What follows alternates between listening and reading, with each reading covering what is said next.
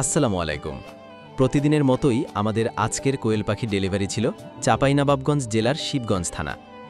গত 2 দিন আগে লিখন ভাই 520 পিস জাপানি জাতের 30 দিন বয়সী মহিলা কোয়েল পাখির বাচ্চা অর্ডার করেছিলেন।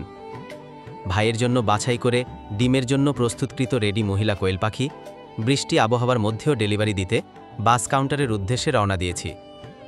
আমরা সারা বাংলাদেশের 64 জেলায় বাস সার্ভিস পরিবহনের মাধ্যমে ডেলিভারি করে থাকি।